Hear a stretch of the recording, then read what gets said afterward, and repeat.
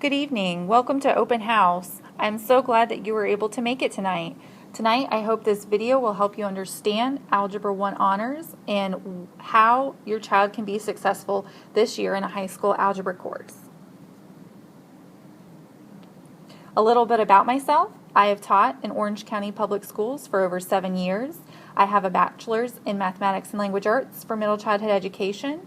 I currently hold 4 teaching certificates in elementary education, English 5-9, mathematics 5-9, and high school 6-12 mathematics.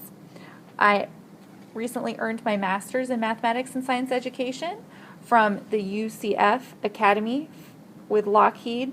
I was the Lockheed Academy Scholar, and I greatly appreciate my Lockheed Martin parents and all they do to help teachers and the scholarship program to help our students in the community learning more about math and science education. Thank you.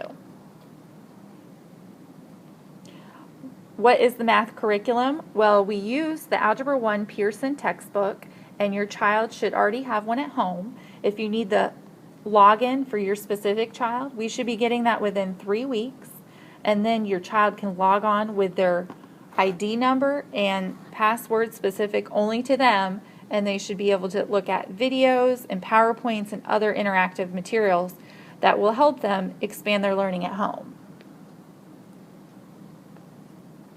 What are the topics that my Algebra 1 honors child will be learning this year?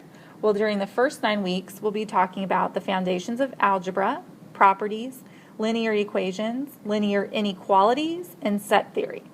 During the second 9 weeks, we'll talk about functions, linear functions, system of linear equations, and linear equations. And we'll have our semester 1 exam. We will have that around December, January. That will be on their grade as a semester grade exam, which will greatly help or hurt their grade. So we're going to spend a lot of time reviewing that. Then during the third 9 weeks, we'll have systems of linear equations and linear inequalities, exponents, polynomials, and quadratic equations. During the fourth 9 weeks, we'll have our radical expressions, rational expressions, and then we will have our end of course exam at the beginning of May. We will do a study session for our end of course exam. We will send study guides home so that your child will be equipped and prepared to pass their end of course exam. After we've done end of course exam, we're going to do step-up lessons for Algebra 2. Next year, your child will be in Algebra 2 high school honors class, and we need to get them prepared on the road for success for that. What are the 4 categories that will be on my 7th grade student FCAT 2.0? I teach 7th and 8th graders in this algebra class. If your child is in 7th grade, they will still take the 7th grade FCAT 2.0 this year. On their 7th grade FCAT, they will have number base 10, that'll be 25%. Ratios and proportions will be 25%. Geometry and measurement will be 30%.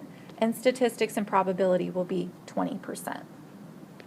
If your child is in 8th grade, then your child will be taking the 8th grade FCAT 2.0. On the 8th grade FCAT 2.0, we will have expressions, equations, and functions, which are 40% of the test. Geometry and measurement is 35%, and number, operations, problems, and statistics are 25%. Now, percentage points by cognitive complexity are as follows. For the 7th graders, you have 35 to 40 multiple choice questions and 10 to 15 gridded response. You'll notice the 8th grade test, you have 35 to 40 multiple choice and 20 to 25 gridded response. So you have quite a few more gridded response questions. On the Algebra 1 end of course exam, you have relatively the same as the 8th grade. You have 35 to 40 multiple choice and 20 to 25 free response, which is considered gridded response, short answer. The length and the time of the test are different for the grade levels. For 7th grade, it's 140 minutes. For 8th grade, it's 140 minutes. But you'll notice that the Algebra end of course exam, your child gets 160 minutes to complete. The 7th grade assessment will have 50 to 55 questions on the test.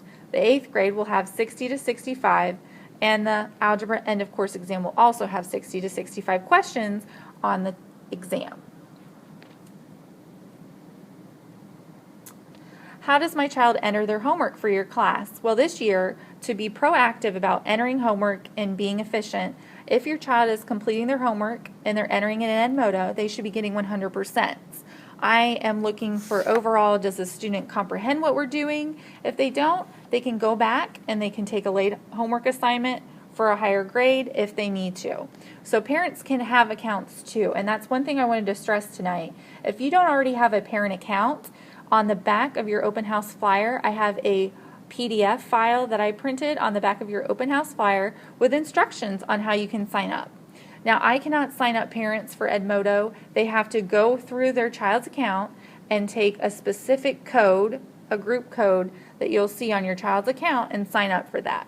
So once you do that, you can get alerts on things like, here's a quiz that this teacher posted. You can get alerts on quizzes, you can get alerts when your child turns in things, and you can look overall at what their grade is on Edmodo.